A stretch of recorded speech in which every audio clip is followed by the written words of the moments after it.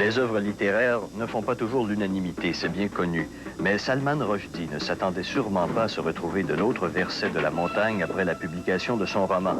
Un mot de l'Ayatollah Khomeini et Rushdie se retrouvait sur la liste best-sellers des assassins pour la vie.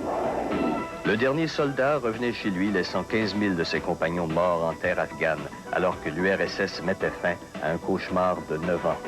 Et en Union soviétique, les forces politiques se dessinaient rapidement d'après le schéma de la perestroïka. Une tentative d'exclure l'homme scientifique Andrei Sakharov du Parlement du peuple était contrée par des manifestations populaires. Bon nombre de candidats du Parti communiste étaient défaits lors d'élections partiellement libres, même s'ils se présentaient sans opposition. Ce n'était pas le problème du rebelle Boris Yeltsin, qui était élu avec plus de 90% des votes. Changement de leadership au Paraguay et en Jamaïque après un coup d'État et des élections respectivement. Le Japon, après un deuil de plusieurs semaines, enterrait dans le faste et la douleur le dernier empereur de son histoire à avoir commencé son règne le 25 décembre 1926 en tant que déité. La succession était assurée par un simple mortel. Un ancien nordique, Jacques Richard, comptait dans son propre but, en revenant de Colombie avec 3 kilos de cocaïne en poche. Royal Lord divorçait son organisation et échangeait son alliance pour un micro. Le roi doré de la presse britannique, Robert Maxwell, profitait d'un passage au Québec pour défendre la politique linguistique du gouvernement Bourassa. Une intervention qui a laissé bien des anglophones froids.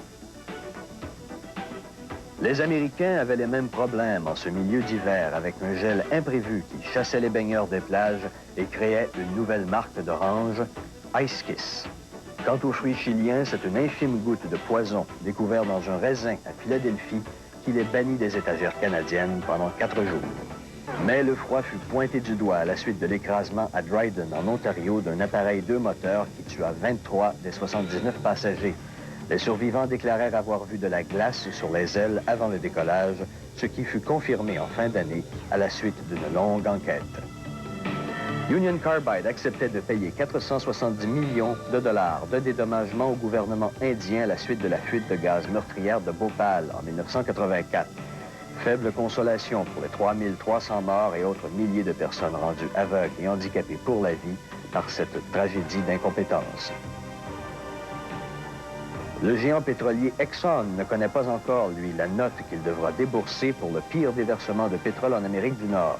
Le capitaine de l'Exxon Valdez avait un petit coup dans le nez, le paquebot s'est retrouvé avec quelques petits récifs dans la coque et l'eau entourant la baie de Prince William en Alaska avec 43 millions de litres d'huile avec des conséquences écologiques dévastatrices.